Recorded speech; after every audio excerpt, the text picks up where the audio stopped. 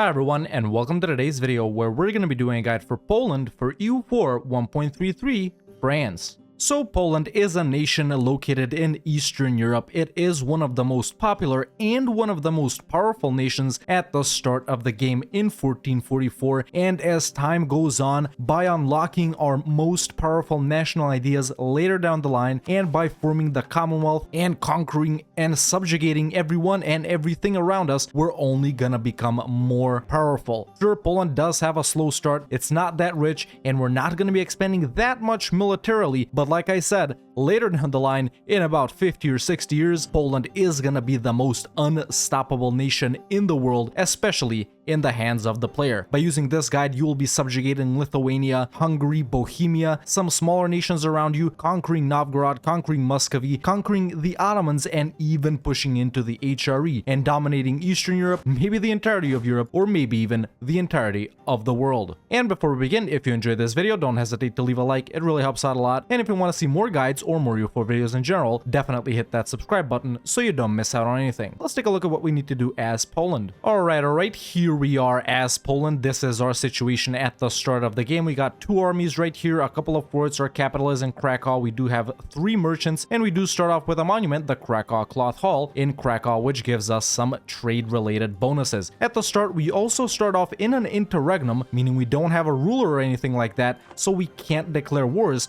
until we get a ruler, which is going to happen through the event where we also gain a personal union over Lithuania. We also start off by guaranteeing Moldavia, a nation which can become our march once they get their event, and we also start off with a vassal in Mazovia, and we're going to be getting a vassal once Danzig pops out and other nations like that. Our mission tree isn't that big. It focuses on PUing Hungary and Bohemia later, getting some claims over in the Prussia region, and fighting Muscovy and stuff like that. Basically, our mission tree will help us later rather than now. So let's start off by going into our states and summoning the Diet. You can pick whichever agenda is best for you. Then we're going to give the clergy religious state and clerical advisory council, as well as religious diplomats. The nobility start off with the privilege Golden Liberty, which gives us plus 33% national manpower, which is super strong, but we can't revoke it for now. We're also going to give the nobility primacy of the Schlata and aristocratic councilors. And we're going to give the burghers land of commerce, patronage of the arts, commercial advisory board,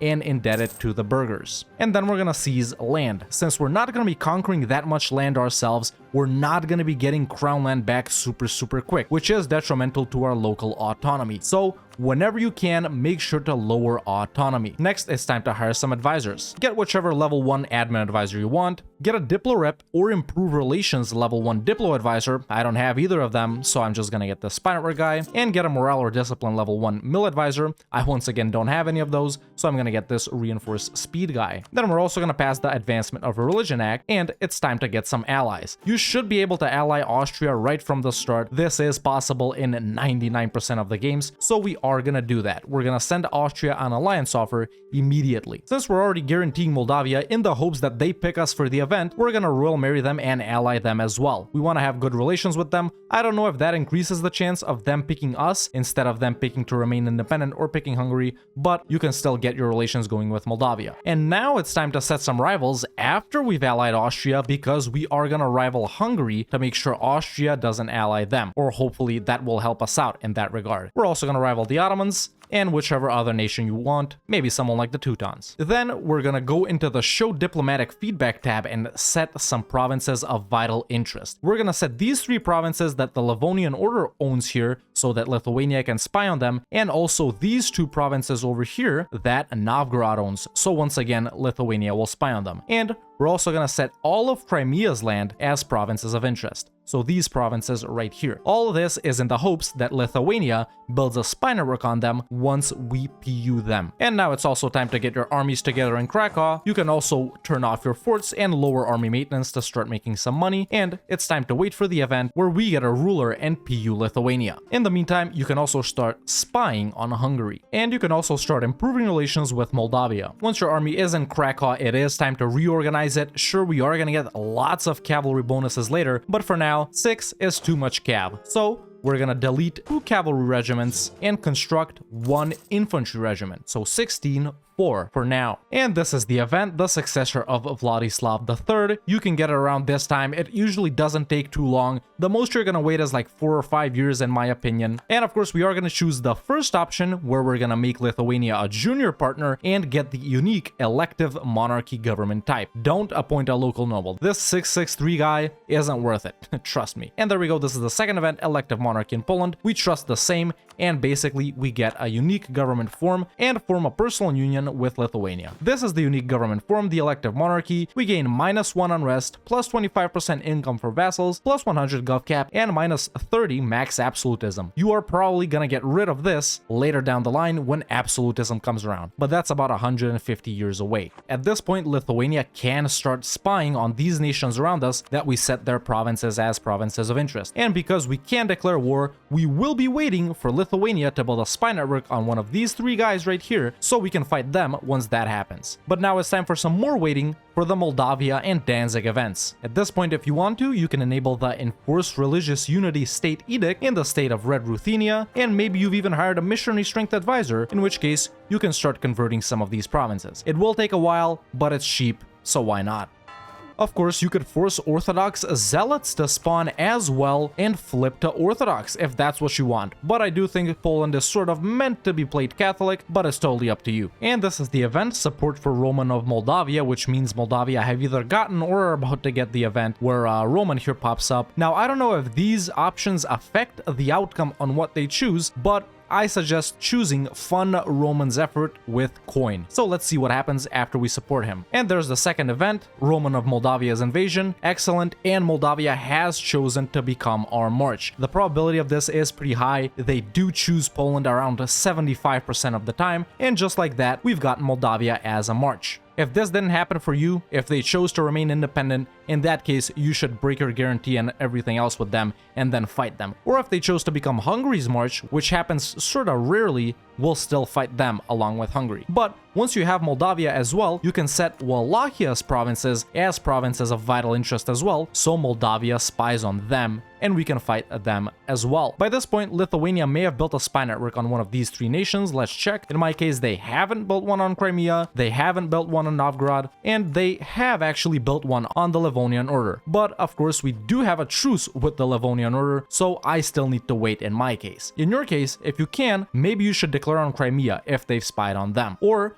you should check to see if Moldavia have already spied on Wallachia, and let's see, in my case, they haven't, so we're gonna let them spy because we've set these provinces as provinces of vital interest. So it's time to wait around a little bit more in my case. But in your case, if you can, fight one of these 3 nations right here. Not Novgorod just yet, because we want them to lose to Muscovy first. We do start off by already focusing on admin. At this point, you should defocus. And there we go, some more time has passed. It is 1449, and Moldavia has also built up claims on Wallachia in my case, so it is time to declare on them. In my case, this is my first war. Your first war might be versus the Livonians or versus Crimea, but these are the 3 most likely nations that we're gonna be fighting first. So in my case, I'll be declaring on Wallachia here using Moldavia's claim.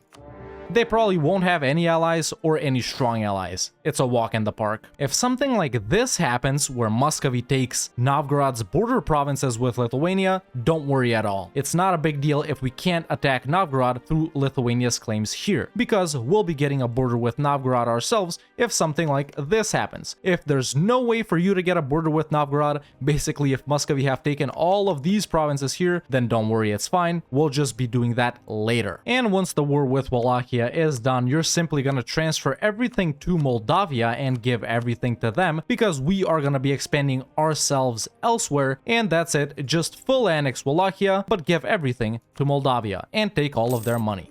And that's one of our first wars done. You may have fought Crimea or the Livonians, like I said, but after you finished up your first war, it's time to check on what Hungary is up to. Are they allied to Austria? Are they maybe a junior partner of Austria, even though it might be a little early for that? And you will need to check and see if you can fight them. In my case, Austria here won't defend them due to various reasons. Now, it is a very good idea for us to go and fight Hungary before they possibly become a junior partner of Austria, basically once Ladislaus here turns 15. So, around this point, I have about 5 more years before that happens. So fighting Hungary here, it is a very good opportunity for me. If you can't fight Hungary, if Austria will help them or something like that, then your second war is once again gonna be versus the one of the 3 nations that I already mentioned. And like I said, for my second war, now I'll be declaring on Hungary. Now, I did say don't worry if you can't declare on them, basically if they're allied to Austria or someone else like that, but the reality is the mission where we PU Hungary is way down the line after we form the Commonwealth, which is after Admin Tech 10, so after the 1520s. But by that time, Austria will have either PU'd Hungary and maybe even annexed them, or if they chose to remain independent, the Ottomans will have gobbled them up. So basically, if we don't take at least a little bit from them now, someone else will take a lot from them. So it is time to declare on Hungary. Like I said, we were spying on them since the start. I have gotten claims on these 3 provinces right here so far, and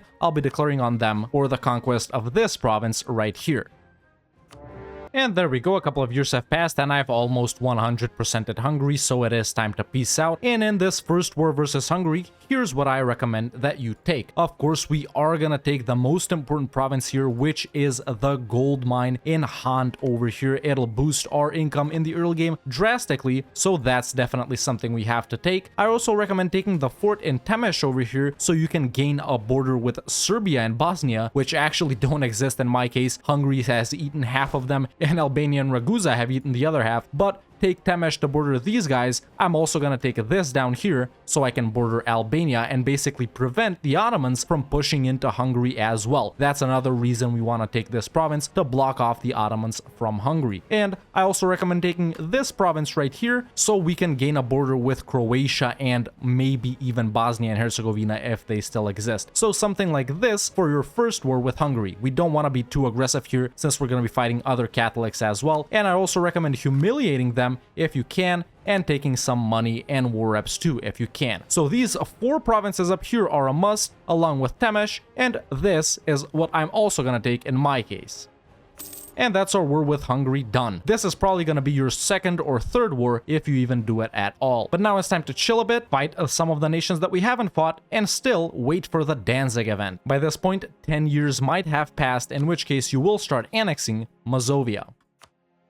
For your Tier 2 government reform, I of course recommend taking Strengthened Noble Privileges. Since we do already start off with this privilege right here, at this point after taking Strengthened Noble Privileges, we already have plus 48% national manpower. After you fought Hungary, you can start spying on some of these nations that are located here, probably Serbia, but in my case, it's Albania. Once you get to Admin Tech 5 and it's time for your first idea group, I recommend Aristocratic Ideas as your first idea group as Poland. This is a very underrated idea group, but it's super powerful for cav heavy nations such as Poland. We gain plus 10% cavalry combat ability, minus 10% mil-tech cost, monthly autonomy change, and absolutism is great, and the plus 33% national manpower is gonna be even more insane. We're not even gonna have to take quantity or anything like that. The diplomat and merc manpower are also awesome. All around an excellent idea group for Poland and a great opener. So Aristocratic Ideas for your first idea group.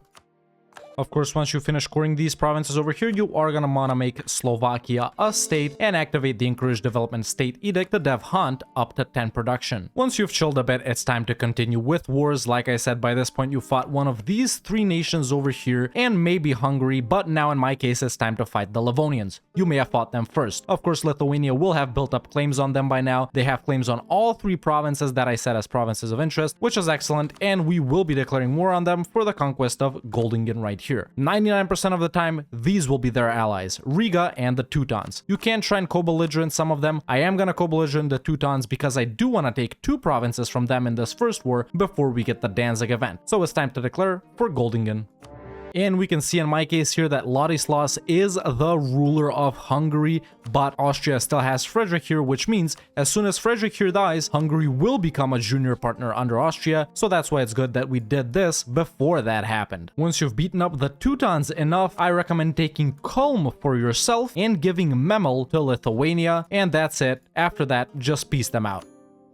After you've annexed Mazovia, you will be able to take the mission reincorporate Mazovia, which you should do. And there we go. Right now, in fact, the Prussian Confederation seeks Polish support happened, where Danzig pops out of the Teutons randomly with random provinces. They popped out pretty big in my case over here, which is super great, but we already took the non-Prussian provinces, so we're cool with that. And of course, they shall have our full support. To battle is the option that we want to choose, and basically we gain an alliance with Danzig and they enter a war versus the Teutons. Of course, we are gonna accept to join their war once they call us in, which they will do, and at this point you may or may not have taken these provinces. Either way, you are gonna right click on Danzig and see their provinces of vital interest, so they only want this province right here. And of course, if the Teutons did still have these two provinces over here, we would select those as provinces of vital interest too, but in my case they still have these two right here. That means I'm gonna select those two provinces as provinces of interest. Once we enter the war, Danzig will probably give us these two provinces, whereas they're gonna take this one for themselves. So everything that Danzig doesn't want, make sure you select it as a province of vital interest. And there we go, there's the call to arms. Danzig is calling us into the war versus the Teutons, and of course we are gonna accept. You may or may not have fought the Teutons before this, either way you're gonna join. And once you fully beat up the Livonian Order, it is time to piece them out, and what I recommend taking from them is these provinces right here. Of course you could full annex them, but like I said, we don't want to get aggressive expansion too high. So only these border provinces, and we're gonna lock them in to these 4 provinces right here. Make sure to take everything yourself, don't give something to Lithuania. You can also take all their money and war reps if you want to.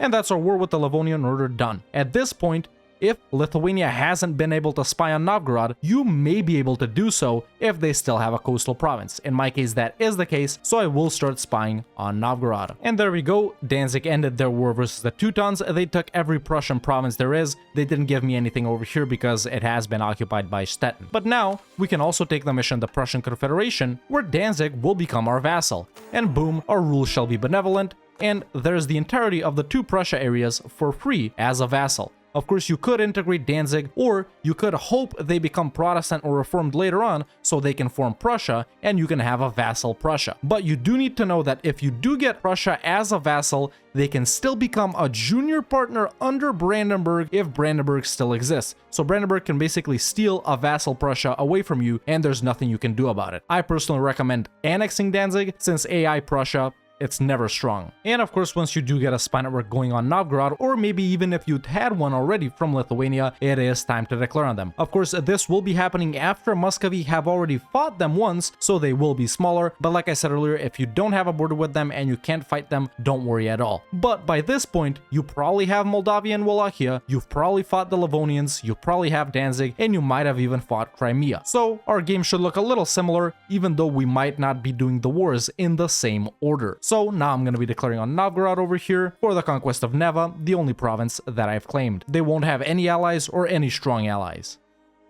Of course, if you didn't fight Crimea and they became a march or vassal under the Ottomans, that's fine, we'll just fight them later. That is what happened in my case, unfortunate, but not uncommon. Now, since Odoyev was in this war, I am gonna separate piece them and give this province to Lithuania. You can totally do this with Odoyev or Ryazan if they're allied to Novgorod or maybe even someone like Crimea. So I will be separate piecing Odoyev and giving that to Lithuania. Now, when piecing out Novgorod, here's what you're gonna take. Of course, like I said, they'll already be smaller because they'll have been beaten by Muscovy already. Maybe even Denmark would have fought them. It really depends, everyone's game is different. But what you want to focus on in your war versus Novgorod is these border provinces right here to prevent Muscovy from pushing into them even further. Of course, if you can take more, you should, because we haven't fought any Orthodox nations so far and aggressive expansion won't matter. So I'm also going to take these provinces over here, and in fact I can full annex them and it's exactly 100 war score, which is pretty nice. So I'll be full annexing Novgorod. If you can do this, then do it, but if not, just the border provinces with Muscovy.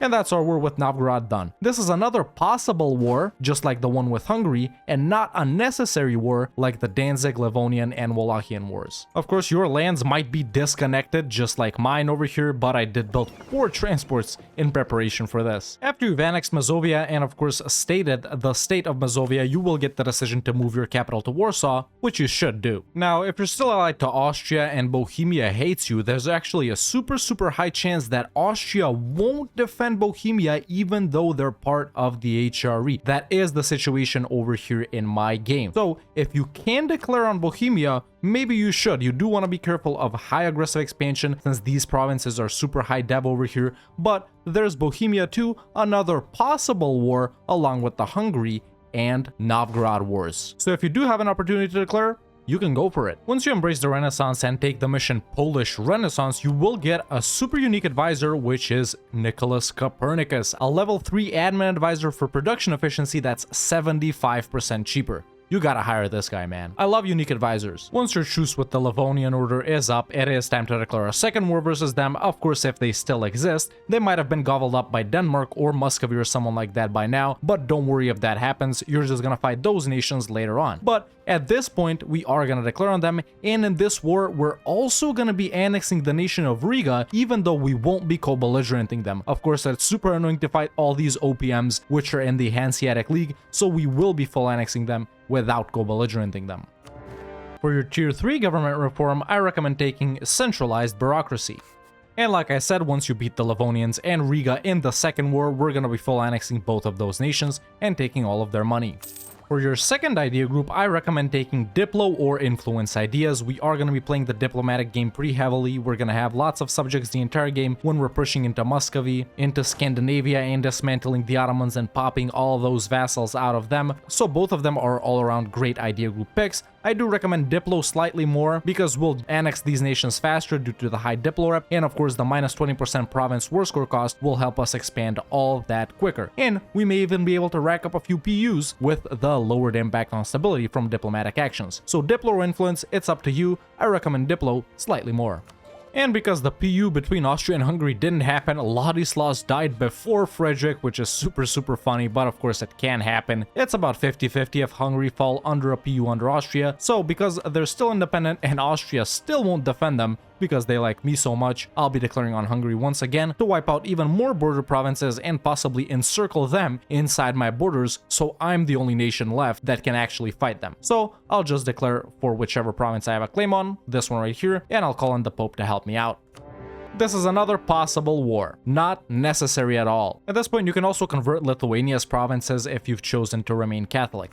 If Danzig is loyal enough, you should of course tell them to divert trade. And this is actually super important because with Danzig we'll have a huge hold on the Baltic Sea trade node. Now I did click off of that, but just to show you guys, I'm collecting 0.91 ducats in the Baltic Sea right now. But if Danzig diverts trade, and let's wait for a month to refresh, we're actually collecting 6.76 ducats right now just by telling Danzig to divert trade. So that's how important that is. Make sure to do it. I have also built them marketplaces in these two provinces over here. Of course, if Serbia and Bosnia and those nations down here did exist, you should have fought them. I just didn't have an opportunity to do it in my case, but you may have these lands over here in your case. And there we go, I've basically 100%ed Hungary, and if they look a little something like this in your case too, basically you're still gonna continue to take all the border provinces from them to prevent other nations from fighting them. If I take all of this from them, I'll be the only nation that can attack them, and we're still preventing the Ottomans and other nations from pushing into them as well. I'm also gonna take war reps from them and as much money as I can.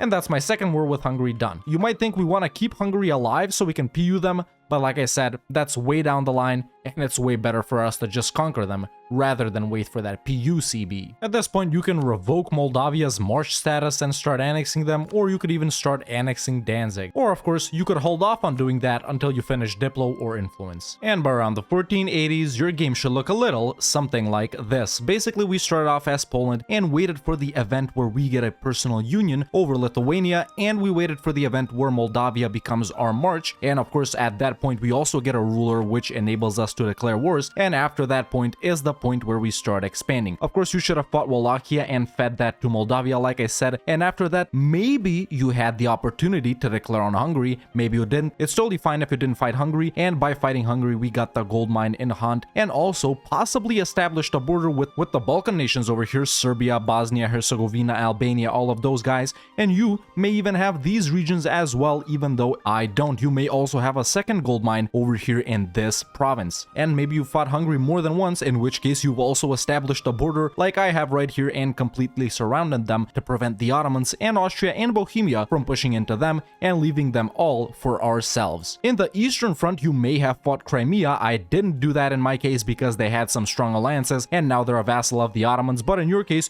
you may already have all of this. Like I said, Wallachia, Crimea, and the Livonian Order are one of the first three nations we need to fight. It doesn't matter in which order you did them, but it is important that you fought at least some of them. In my case, I have fought 2 of them. Going over in the northern region, you should have fought the Livonian Order and taken these border provinces from them over here, so we can establish a border province possibly with the nation of Novgorod if they still had some of these provinces right here. Of course, you know that we set a lot of these provinces as provinces of interest, so Lithuania and Moldavia spied on their neighbors because we couldn't spy on them ourselves, and that's basically how we get the claims to fight them. And in the second war, we full annexed the Livonian Order. You should have done that as well. We also full annexed Riga without co-belligerenting them. You should have done that as well. And if you had an opportunity to declare on Novgorod, once again, this is another possible war, just like the war with Hungary. These are only opportunistic wars. You should have taken something like this, like I explained, the border provinces from Novgorod. Or if you had the opportunity, you could have full annexed them, just like I did myself. And we also took provinces from the Teutons in our first war with the Livonians. Basically took this province right here, which is Polish, and this province right here, which is Lithuanian.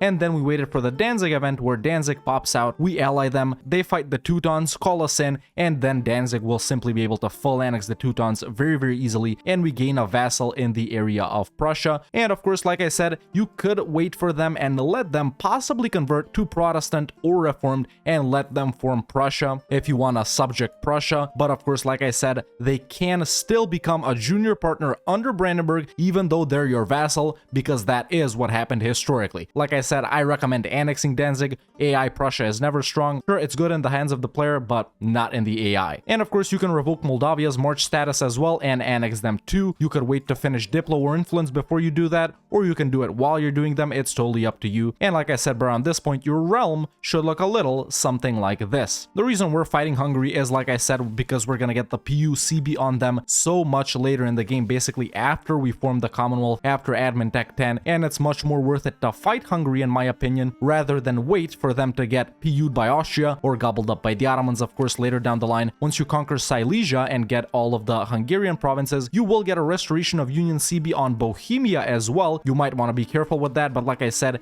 if you've allied Austria, Austria probably won't defend Bohemia, so that's easy pickings for you. By this point, you should be a super rich and super powerful nation. We are number 2 on the Great Powers list here. In my case, let's face it, number 1, because Ming doesn't count. We are making a ton of money, 20 ducats a month, and I do have 1 full army right here and another half-ish army over here. Of course, after you unlock the cav combat idea, you are gonna be bumping up your cavalry composition from 4 to 8 or even 12, because we are gonna be going pretty heavy with cav, because we also have aristocratic ideas as well. Speaking of the economy, by this point you should have been building a ton of buildings. I kept taking burger loans to build buildings. Right now I have only 2 loans, but they are burger loans. Like I said, I built marketplaces in all of mine and Danzig's center of trade provinces. I built production buildings in all of my high value trade good provinces. Of course, you can build them in your subjects as well, because you will get that land either way later. You full annex Lithuania automatically once you form the Commonwealth, and of course you can get some churches going to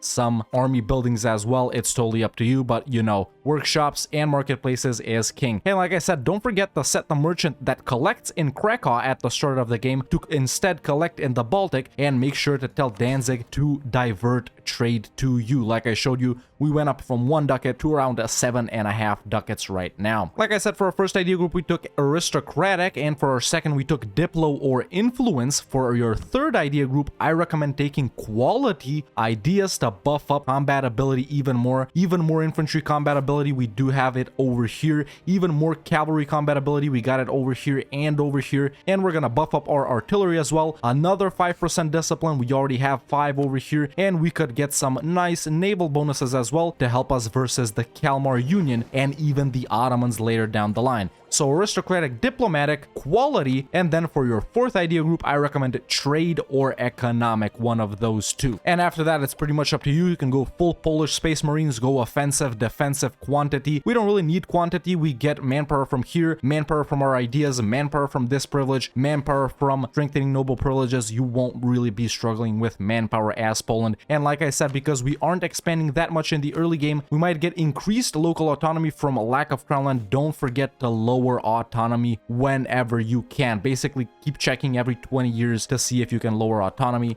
and make sure to do that. For your tier 4 government reform, I recommend meritocratic recruitment. For tier 5, we do have some unique ones that we can take as Poland / the Commonwealth. We have integrate the Sejmix, legislative same, states general, general estates, all of these are fine, but since you will be swapping out of the elective monarchy once the age of absolutism comes around by doing the magnate rebels disaster, you will either way end up with one of these two, in which case I recommend royal decree, and then you can swap to general estates if you max out over 100 absolutism. For tier 6 you should take l'état c'est moi, and for tier 7 you should take political absolutism, but you can swap to legislative houses if once again you max out over 100 absolutism. And after this point, you'll continue to expand in the same directions we've been expanding. Basically, once you finish off Hungary, PU, Bohemia over here, you could even dismantle the HRE by allying all electors and occupying Vienna and just clicking this button right here. Super easy as Poland. In fact, I hold the world record in dismantling the HRE, which I did in about 2 years, I think, as Poland. And of course, you'll continue to expand further in the hordes down here. You'll start pushing into Denmark and the Kalmar Union. You are now strong enough to take on Muscovy, and I recommend fighting the Ottomans after you finish your third idea group, because later down the line is when Poland gets really strong, when we unlock all the military ideas like this one, this one, this one, this one, and this one. Even though we'll be fighting the Ottomans in their zenith, it will be a lot more fun, and it will actually be easier in my opinion due to our insane military buffs that we're gonna get. Of course, you're gonna pop out Bulgaria, Serbia, Byzantium from the Ottomans, even guys over here like Karaman, Eretna, Chandar, and stuff like that, and you can push into Muscovy as well, push into Scandinavia, push into the Balkans, and you can basically dominate the entirety of the Eastern Europe super region and more in just about 100 years. And like I said, by around the 1480s, your realm should look a little something like this. If you're not that confident in your abilities, or if you're not sure if your game is gonna go like mine, this save file is available for all YouTube members in the Save Games Discord channel, and you can continue playing as Poland from this date forward. Let me know in the comments below what's the next nation that I should do a guide on. If you want to watch me do stuff like this live, you can follow me on twitch.tv/TheRedHawkLive, and if you want to catch up on stuff from over there, you can subscribe to the second channel. Link is in the description. If you enjoyed this video, don't hesitate to leave a like. It really helps out a lot, and if you want to see more guides or more U4 videos in general, definitely hit that subscribe button so you don't miss out on anything. And you can become a member today and join the Discord. The link is in the description. Thank you so much for watching, and I'll see you next time with another EU4 video.